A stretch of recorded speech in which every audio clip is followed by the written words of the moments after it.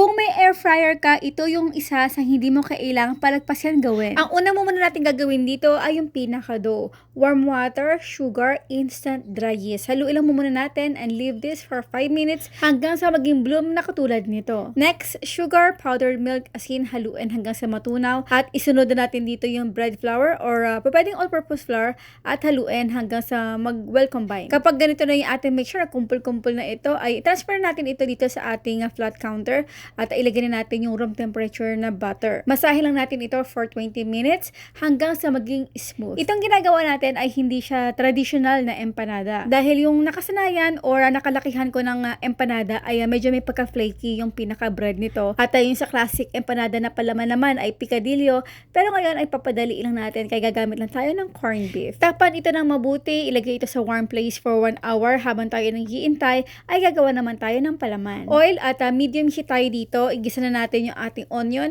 at kapag nag-translucent na, isunod natin dito yung ating garlic at na ating potato. Yung potato, medyo hinabaan ko yung pagluto para naman talagang malutong-maluto at malambot ito. 2 lata ng corned beef ang nilagay ko dito at ating mga pampalasa. Halos kapares lang ito ng mga pangkaraniwan na nating corned beef at patatas na niluluto. Pero this time ay hindi tayo maglalagay ng sauce or hindi ito malaala sabaw na corned beef na kinalakihan na natin. This time ay gusto ko kasi medyo may pagkatuyo. Kaya naman talagang tuyong-tuyo talaga yung pagkakaluto ko kasi kapag ito'y pinalaman dito sa ating bread, ayoko yung may sisirit na sauce dito kasi kapag nangyari yun, medyo mahihirapan tayo mag-sealed ng dough. Speaking of dough, kada isang bowl nito ay may sukat na 35 to 36 grams each. I-flat lang natin ito na medyo mas malaki pa sa molding gagamitin natin. Kasi kapag ito'y nilagay dito sa molde, ay uurong pa yung ating dough. At yung molde nga pala ay may sukat na 4 inches in diameter.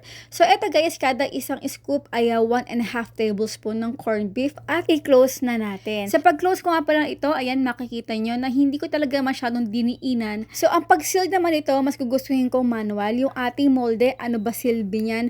Ito ay guide lang sa malaala empanada shape nito para mas mapadali yung ating trabaho. Hindi ko na nga pala na ipakita sa video pero nagpahid ako dito sa gilid ng ating dough ng binating itlog para naman talagang hindi ito bumuka. Air fryer ang ginamit natin dito. Pero syempre may mga modes ito at napili nga natin ay baking. 165 degrees Celsius for 20 minutes at bago natin ito isalang ay magpahid na tayo dito ng binating itlog para mas maganda ang kulay nito. At syempre alam ko nanonood pa rin kayo hanggang ngayon. Paki-comment naman yung kung taga saan kayo para naman next time ay mabati ko kayo sa ating video. At nga pala ay highly suggest sa panoorin ito ng mga 2 hanggang 3 beses para naman talagang maintindihan natin. At para naman sa ating exact measurement, makikita nyo naman yan sa ating video. Bye!